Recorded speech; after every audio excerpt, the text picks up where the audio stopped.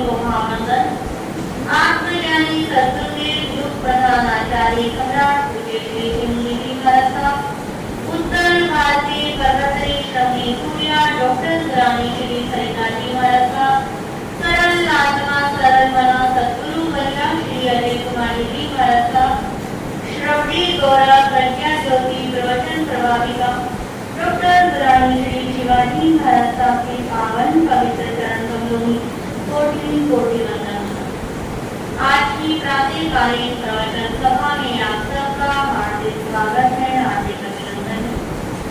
गुरु कृपा से चतुर्मास प्रारंभ से आपके समक्ष तत्वों की चर्चा प्रारंभ हुई, जिसके अंदर जीव अजीव और पुण्य के भेद को आपने श्रवण किया। पुण्य एक ऐसा फल है जो सबको प्रिय लगता है। पुण्य एक ऐसी क्रिया है जो सबको करनी अच्छी लगती है। अब इस मन में प्रश्न आता है कि ये पुण्य तो 9 प्रकार के प्रभु ने बता दिए, परंतु ये पुण्य बनते कैसे हैं? ये पुण्य को कैसे किया जाता है? उसके लिए प्रभु ने कहा 2 प्रकार से पुण्य बनता है। एक बनता है दान से और एक बनता है शुभ योग से। अब पुण्य के अंदर दान का अपना एक विशेष महत्व है, क्योंकि कहते हैं जिसके दान के दरवाजे बंद, उसके लिए दुर्गति के दरवाजे खुले। हमारे जैन धर्म के अंदर दान का बहुत ज्यादा महत्व है। मोक्ष के 4 मार्ग बताए गए हैं, उसके अंदर ही पहला मार्ग कौन सा है? दान का है। फिर शंकर परमात्मा दीक्षा से खुद क्या देते हैं? दान देते हैं। पहले दान देते हैं, फिर शील का पालन करते हैं, फिर दीक्षा लेते हैं, फिर उसके बाद तप करते हैं और क्या हो जाते हैं? मोक्ष में विराजमान हो जाते हैं। जब कोई दीक्षा लेता है तो दीक्षा से पहले भी वो क्या करता है? दान करता है, जिसे वर्षी दान कहते हैं। कि दीक्षा के समय जब शोभा यात्रा निकलती है तो उस समय क्या करते हैं? दान देते हैं। यदि कोई बड़ी उम्र का दीक्षा लेता है तो वो अपनी जितनी भी धन संपत्ति है उसका क्या करता है? दान करता है। तो दान का अपना एक विशेष महत्व होता है और हमारे जैन धर्म के अंदर जितना अधिक दान का महत्व दिया गया है उतना किसी अन्य धर्म के अंदर नहीं है। जितना जैन दान करते हैं उतना अन्य धर्म के लोग दान नहीं करते। गवर्नमेंट को ये देख लो, जितना टैक्स जैन देते हैं उतना कोई अन्य धर्मावलंबी नहीं देता है। तो इस दान को प्रभु ने इतना महत्व क्यों दिया? क्योंकि दान करने से क्या होता है? पुण्य बढ़ता है।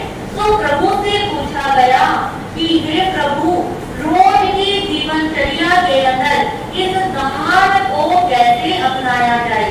उसके लिए प्रभु ने कुछ बातें बताई हैं, जिसके अंदर पहली बात बताई कि आप 1 महीने के अंदर निश्चित करो कि मुझे इतना क्या देना है? दान देना है।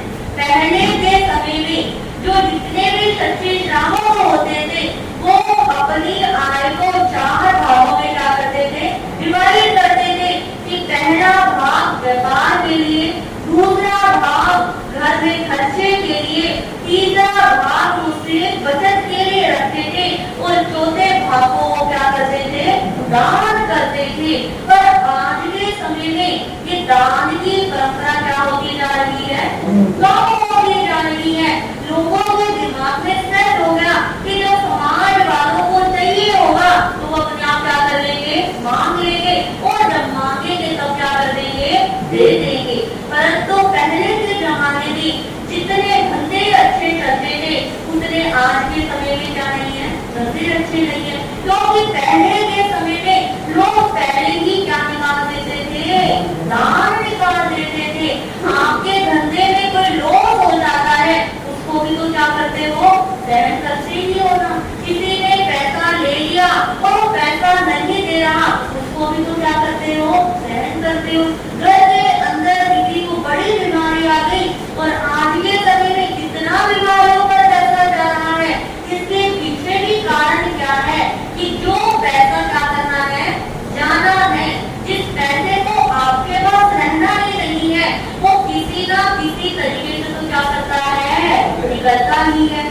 पहले के जमाने में क्या स्कूल में एडमिशन कराने के लिए इतना डोनेशन देना पड़ता था?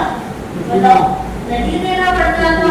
क्यों? क्योंकि लोग ऑटोमेटिक क्या निकालते थे? नाम निकालते थे।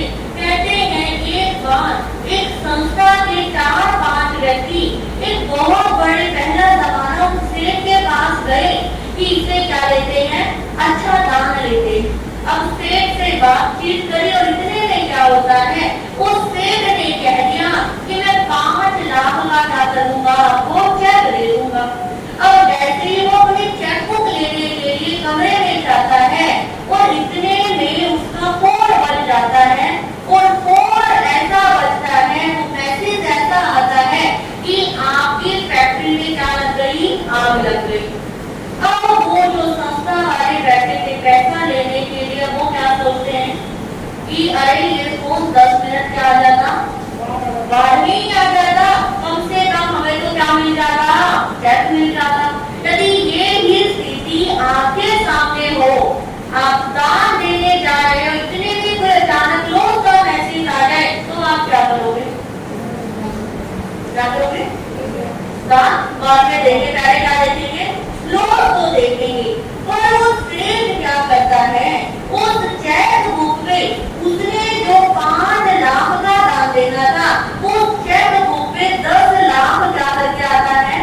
चेक लिख के लेके आता है। अब समाज वालों को क्या कर देता है? पकड़ा देता है। अब समाज वालों से कहते हैं सेठ जी लगता है आपसे क्या हुई, आप एकदम से टेंशन में आ गए होंगे और 5 की जगह आपने क्या लिख दिया?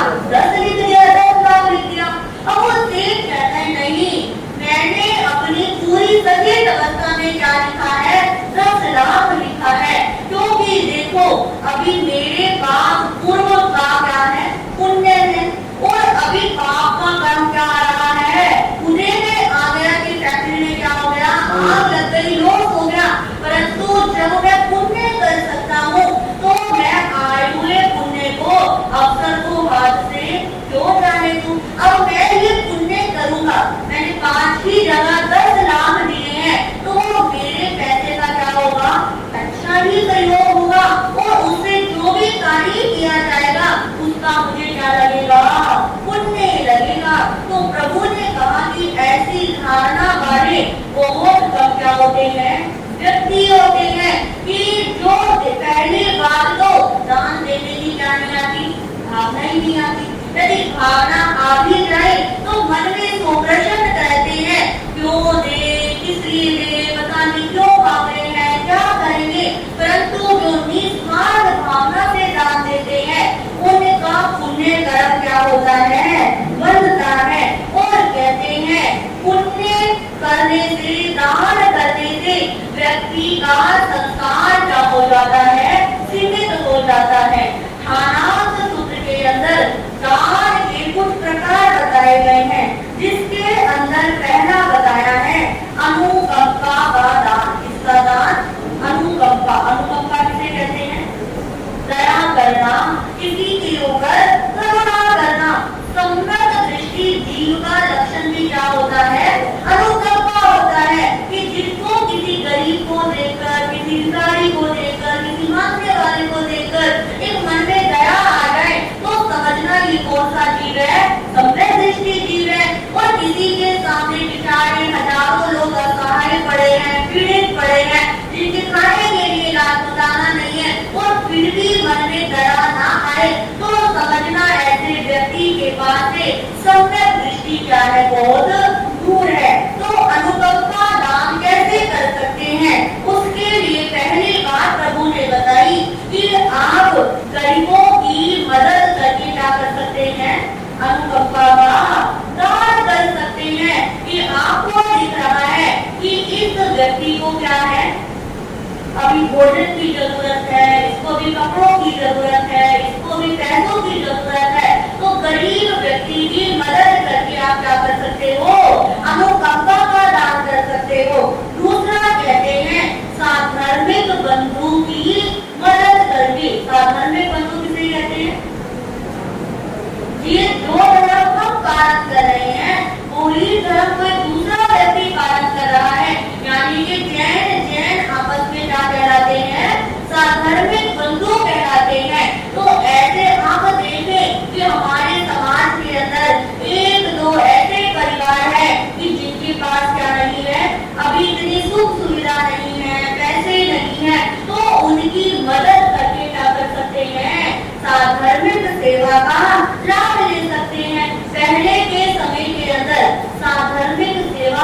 सकती थी। आप में से तो बहुतों ने करी भी होगी कि जब चातुर्मास होते थे, आज के समय में तो भोजन की क्या लग जाती है, बारी लग जाती है, भोजन में कुक लगा देते हैं, बस पैसे दे दिया और क्या हो गया, फ्री हो गए। पहले के समय में घरों के अंदर प्रतिदिन महीने महीने की क्या लगती थी, बारियां लगती थी, और जितने भी बाहर से दर्शन करने के लिए आते थे सबको क्या कराया जाता था, खाना खिलाया जाता था। बसों की बस को लोग अपने घरों में ले जाकर स्वामी वात्सल्य मानते थे कि मुझे साधारण बंधु की सेवा करने का क्या मिल रहा है, अवसर मिल रहा है। और आज के समय में तो अपने रिश्तेदारों को ही क्या नहीं कर सकते, खिला नहीं सकते। कोई रिश्तेदार आ रहे हैं, आपको क्या करेंगे, बाजार से मंगवा लेंगे या उनको भी बाहर ले जाएंगे, हमसे तो क्या नहीं करा जाता, लाया नहीं जाता। तो आज के समय में साधर्मिक सेवा का अवसर भी क्या होता जा रहा है, खत्म होता जा रहा है। साधर्मिक सेवा को कैसे कर सकते हैं, आपको जैसे कि पहले के समय में जब पूरे बाजार होते थे, या आज भी जो मंडियां हैं पंजाब के अंदर, पूरे बाजार क्या होते थे, जैन बाजार होते थे। इसके अंदर सारे जैन भाइयों की क्या होती थी, दुकान होती थी। तो शास्त्र कहता है कि आपको कोई सामान खरीदना है और आप अपने जैन बंधु से ही क्या खरीद सकते हैं, सामान खरीद सकते हैं। बेशक वो 2 पैसे फालतू लेगा, परंतु वो पैसे तो धर्म में ही क्या करेगा, लगाएगा ही। तो इस प्रकार कि अपने जैन परिवारों के अंदर जो बच्चे हैं जिन्होंने अच्छी पढ़ाई करी है, कुछ पढ़ाई नहीं कर पाए हैं, लेकिन आपको अपने दुकान में रखना है, अपने ऑफिस में रखना है, तो उन बच्चों को नौकरी देकर या कोई किसी को बिजनेस करवाकर आप साधारण सेवा का क्या ले सकते हैं, लाभ ले सकते हैं। फिर अगली कहते हैं पशु पक्षियों की सहायता करें।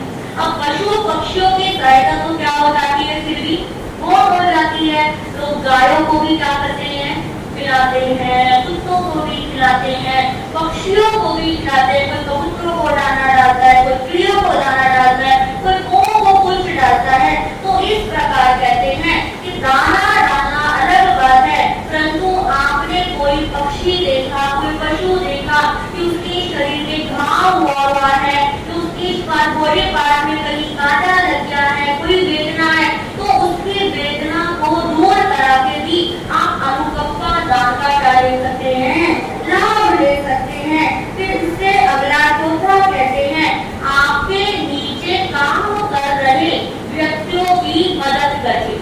कि आपके घर के अंदर, दुकान के अंदर कोई नौकर है, सर्वेंट है, कोई कपड़े धोबी है, कोई सफाई करने वाले हैं, कोई वॉचमैन है, कोई गार्ड है, तो आप उनकी क्या कर सकते हैं, मदद कर सकते हैं। अब मदद करने के लिए प्रभु ने कहा रोज भी क्या नहीं कर सकते, मदद नहीं कर सकते। कोई ऐसा किसी का जन्मदिन आया है, किसी की एनिवर्सरी आई है, आपके बच्चा की जॉब लग गई है, किसी का रिजल्ट आया है, तो ऐसे शुभ अवसरों के ऊपर आप अपने सेवा में रहे हुए लोगों की मदद करके भी क्या कर सकते हैं, अनुकंपा का दान कर सकते हैं। और 5वां कहते हैं स्तोत्र संसाधनों को बचाकर भी आप क्या कर सकते हैं, अनुकंपा का दान कर सकते हैं। जैसे कि कुछ लोग होते हैं कूड़ा कचरा क्या कर देते हैं, जहाँ मर्जी डाल देते हैं, और आपने फेंक दिया और नीचे कोई बहुत सारी क्या है, चींटी है, मकोड़े हैं, अब वो सब क्या हो जाएंगे, मर जाएंगे। आपने झूठ डाल दी और वो झूठ सारी नाली में जाती है, और नाली में रहे हुए जीव जंतु की आंखों में वो गरम, वो लाल लाल मिर्ची लग जाती है, और वो जीव क्या हो जाते हैं, मर जाते हैं। आपने गरम गरम पानी, कोई सब्जी उगाई, कोई चावल जाके उगाए, वो गरम गरम पानी क्या कर दिया, नाली में डाल दिया, इससे भी वो नाली में रहने वाले जीव क्या हो जाते हैं, मर जाते हैं। तो प्रभु ने कहा कि छोटी छोटी बातों पे ध्यान रखने की आप अनुकंपा का क्या कर सकते हो, दान कर सकते हो। आज के समय में डिस्पोजेबल का क्या चल रहा है, जमाना चल रहा है, परंतु वो डिस्पोजेबल हमारे पर्यावरण के लिए कितनी क्या है, हानिकारक है कि उनको जलाया जाता है, और जलाने के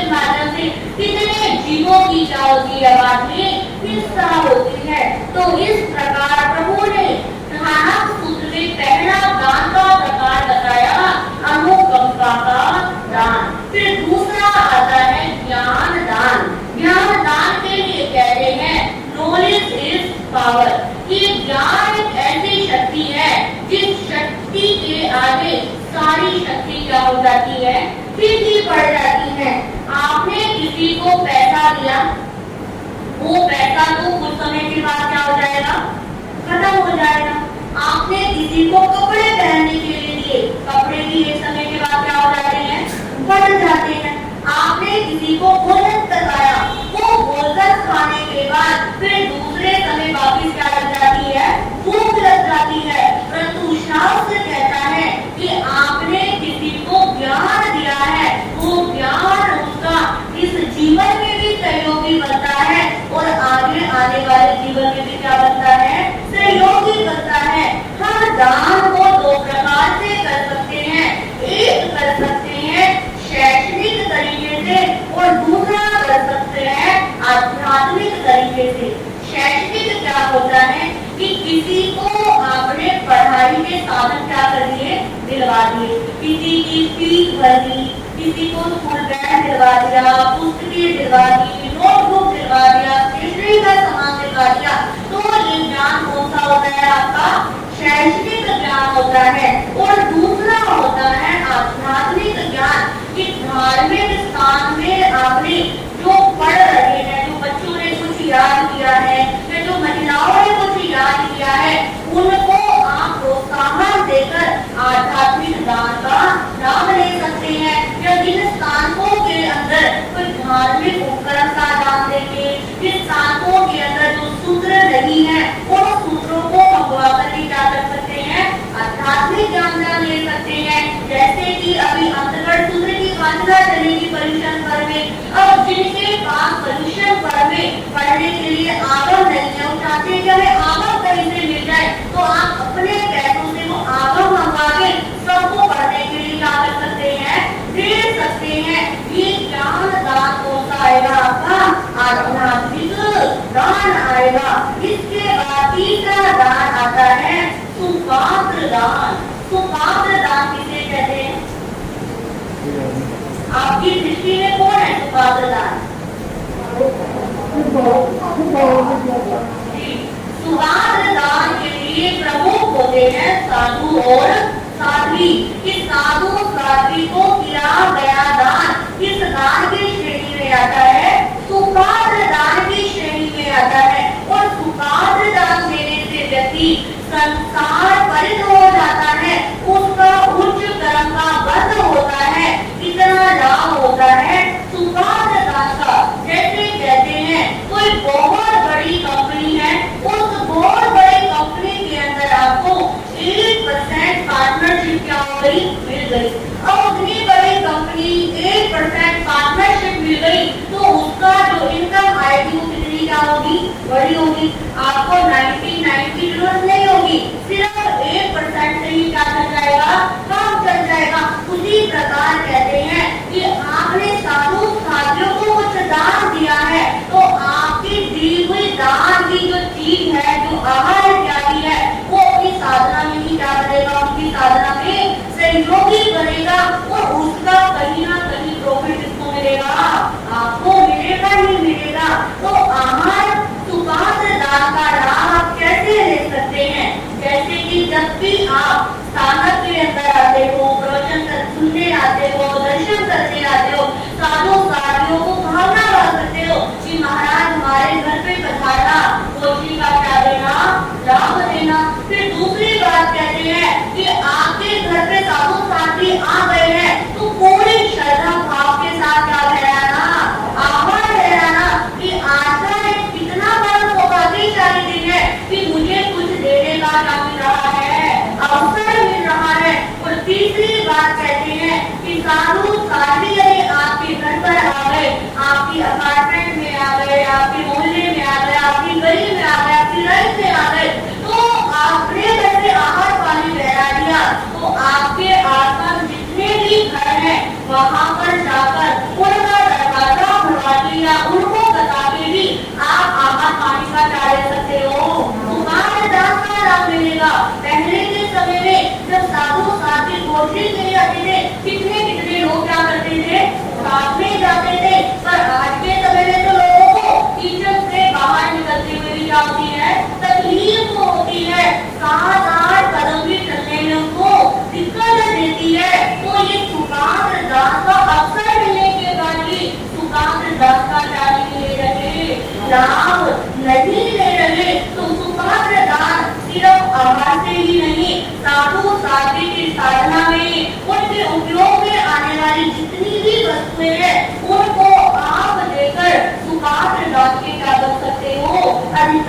बन सकते हो। इसके बाद चौथा दान आता है अभय दयाल, अभय दान। सूत्र के अंदर पूरा शब्द आता है दानान श्रेष्ठम अभय परायणम, कि दानों के अंदर सबसे श्रेष्ठ दान कौन सा है? अभय दान। अभय दान यानी कि किसी को जीवन देना, किसी को जीवन बढ़ाने में सहयोगी बनना। कहते हैं एक बार एक राजा रानी अपने महल में बैठे हुए थे, नौकों में बैठे हुए थे, सामने से एक चीज देखते हैं कि एक चोर है और उसको अधिकारी फांसी पर चढ़ाने के लिए ले जा रहे हैं। तो उसको देखकर राजा की पहली तो रानी तो उसको दया आ जाती है और वो राजा से कहती है, राजन आपने वो मुझे वर देना था ना, अब मैं आपसे क्या मांगती हूँ? अपना वर मांगती हूँ, बोलो क्या चाहिए? अरे ये चोर जा रहा है ना, इसको फांसी की सजा तो मिलेगी, परंतु फांसी की सजा से पहले इसको जो भी खाने का मन करे उसको घर में क्या करा जाए? खिलाया जाए। अब राजा ने कहा ठीक है, ऐसा कर दिया। अब अगले दिन फिर चोर को लाया गया, फिर दूसरी रानी के मन में दया आ जाती है, वो कहती है राजन आपको मुझे भी वर देना था ना, मैं भी वर क्या कर लेती हूँ, अभी मांग लेती हूँ। अब वो कहती है राजन इसको फांसी पर तो चढ़ाया जाएगा, पर मेरी इच्छा है कि फांसी पर चढ़ने से पहले इसको सारे मनोरंजन की क्या करवाया जाए? मनोरंजन करवाया जाए। इसको सिनेमा के अंदर, थिएटर के अंदर मनोरंजन, जितना भी मनोरंजन है सब क्या करवाया जाए? करवाया जाए। अब ठीक है, ऐसा करवा दिया। अब अगले दिन तीसरी रानी फिर वो आता है, तीसरी रानी के मन में दया आ जाती है।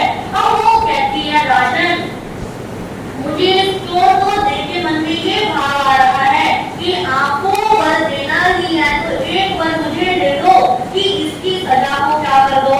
मुक्त कर दो। अब आप बताओ कि सजा को मुक्त कर दो, अब चोर को सबसे ज्यादा खुशी किससे होगी? पहले वाले से, दूसरी या तीसरी से? तीसरी वाली से, क्योंकि उसने क्या कर दिया है? जीवन ही उसका क्या कर लिया है? बचा लिया है। तो प्रभु ने कहा कि हमारा तो किसी के जीवन का हक लेने का अधिकार नहीं है, हमें यदि बनना है तो किसी को जीवन का क्या देना है? दान देना है। हम इस अभय दान का लाभ कैसे ले सकते हैं? जैसे कि पशुशाला के अंदर आपको पता है कि यहाँ पर क्या करे जाते हैं? पशु को पकड़ा जाता है, इसका कत्ल किया जाता है, इसको बलि पे चढ़ाया जाता है। तो आप वहाँ पर जाकर उसको पैसे देकर उन पशुओं को क्या कर सकते हैं? छुड़वा सकते हैं। आप 6 गाय की जीवों की क्या कर सकते हैं? रक्षा कर सकते हैं। इसके साथ आप जब समाहित करते हैं, संवर करते हैं, पोषण करते हैं, इससे भी जीवों को क्या मिलता है? अभय दान मिलता है। इसके साथ प्रभु कहते हैं अपने जीवन में आप चमड़े का त्याग करिए। कि चमड़ा क्या बनता है? आपको पता ही है कैसा बनता है। आप अपने जीवन में क्या करो कि चमड़े का प्रयोग नहीं करेंगे, इसके साथ ही रेशमी वस्त्रों का प्रयोग नहीं करेंगे, हम सिल्क का प्रयोग नहीं करेंगे, हम प्योर शुद्ध कपड़े क्या करेंगे?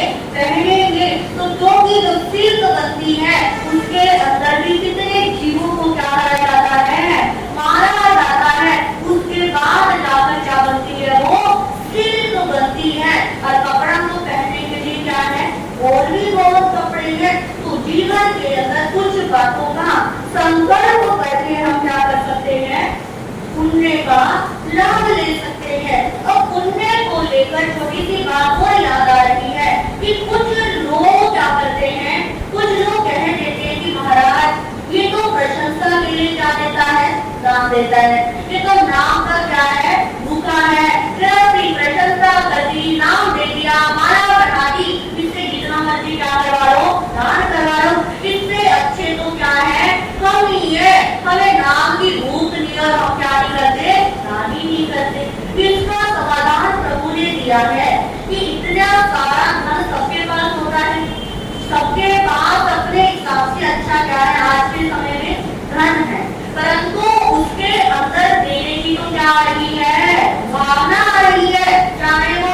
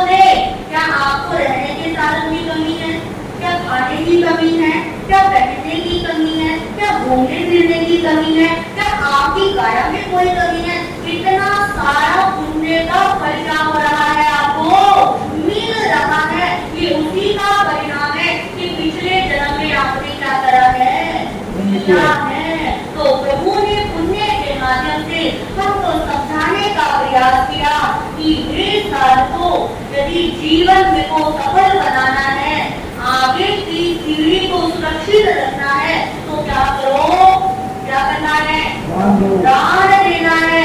और अब धीरे धीरे करके पर्युषण कर्म जो दान देने के क्या है, दिन है, जितना हो सके उतना क्या करो, दान करो। दान के अवसरों को क्या करो, खोजो कि मुझे भगवान ने इस योग्य बनाया है कि मैं क्या कर सकूं, दान कर सकूं। ये मत सोचना कि मैं भी दिखता हूँ क्या कोई और है ही नहीं। गंगवती मुझसे क्या करते रहते हैं, कभी इतना चाहिए कभी इतना चाहिए, नहीं। भगवान का शुक्रिया कि भगवान आपकी कृपा से आज मैं जा रहा हूँ, दे रहा हूँ। तो इस प्रकार पुण्य कर्म को जो भी आत्मा करेगी, उन आत्माओं का कल्याण इस लोक और परलोक में होगा। तो इस प्रकार आज आपके समक्ष 9 तत्वों के अंदर 3 तत्व क्या हो गए, पूरे हो गए। चौथा तत्व कौन सा है, काम तत्व है। काम को लेकर हमारी बहुत सारी भ्रांतियां हैं कि हम किस चीज को काम मानते हैं, किस चीज को नहीं मानते हैं।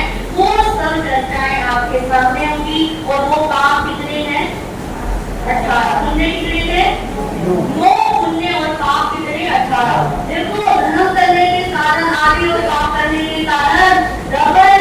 और हम काम क्या करते हैं, दिन रात ज्यादा करते हैं। तो उन कामों से कैसे बच सकते हैं, वो सब बातें भी धीरे धीरे करके आपके सामने आएगी। आप आओगे और अपनी आत्मा का कल्याण करोगे। जैसा कि आप सब जानते ही हैं, कल हमारा देश क्या मनाएगा, स्वतंत्रता दिवस 15 अगस्त, आजादी की 8वें दिन 15 अगस्त 1947 के दिन हमारा देश अंग्रेजों से आजाद हुआ था। तो उस आजादी के अंदर हमारे ऐसे कौन से श्रावक श्राविकाएं थी जिन्होंने आजादी में अपना क्या दिया, योगदान दिया। दूसरे सुनते हो, सुभाष चंद्र बोस को सुनते हो, भगत सिंह को सुनते हो, चंद्रशेखर आजाद को सुनते हो, महात्मा गांधी को सुनते हो, परंतु हमारे जैन धर्म के कितने श्रावक हुए हैं जिन्होंने कैसे कैसे क्या करा, बलिदान दिया। ये सब चर्चा आपके सामने होगी। कल सभी को आना है, देश की छुट्टी है परंतु हमारी सभा की कोई छुट्टी नहीं है। तो सबको कल जरूर आना है। इसके साथ 16 तारीख को जन्माष्टमी का प्रोग्राम रहेगा और संडे को हम एक सामूहिक क्या करेंगे, जाप करेंगे। उसके बाद सोम और मंगल का दिन बीच में और बुधवार से क्या है, महापर्व पर्युषण प्रारंभ है। इन्हीं शब्दों के साथ किसी का बच्चा कोई उपवास हो, उपवास विकासना खड़े हो, विकासनों का बच्चा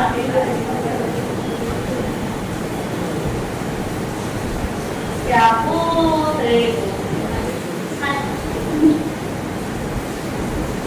कल 15 अगस्त को वैसे मैसेज डाला हुआ है। एक बस जो है सेक्टर 8 की और सेक्टर अयोध्या से कंबाइन बस जो है गुरुदेव प्रकाश चंद जी महाराज के श्रद्धांजलि सभा में 7 बजे यहाँ से जाएगी, 7 बजे, और 1 बजे 2 बजे तक वापस आ जाएगी। 12 बजे तक प्रोग्राम है, 2-2:30 बजे तक वापस आएगी। तो जिसको सीट लिखानी हो तो लिखा दे जितनी होगी, क्योंकि वहाँ से बार सैंती मुनि का फोन आता है कितनी सीट होगी कितनी होगी, तो खुद ही बाहर था। तो आप जिसको भी सीट लिखानी हो लिखा, मैसेज डाल दिया हमने जैसा जैसे आप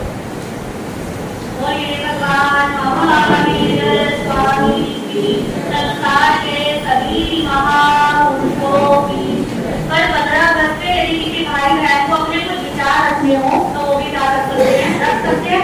पर पहले मुझे क्या कर देना, बता देना कि हमें 2 मिनट का बोलना है, 3 मिनट का बोलना है, ठीक है। तो कल 15 अगस्त है, कल आप सब भी बोलने के लिए क्या हो बता दो, आप अपने भाव रख सकते हो। हाँ जी, आज की माला रहेगी श्री अनंत नाथाय नमः, श्री अनंत नाथाय नमः की माला।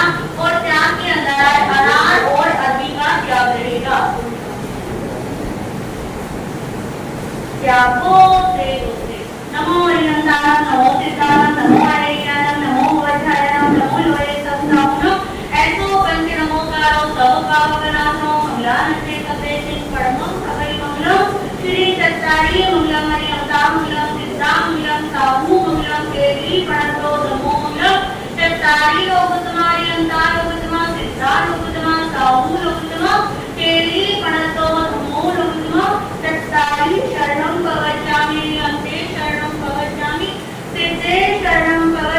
साहू शरणं गच्छामि केली म्हणत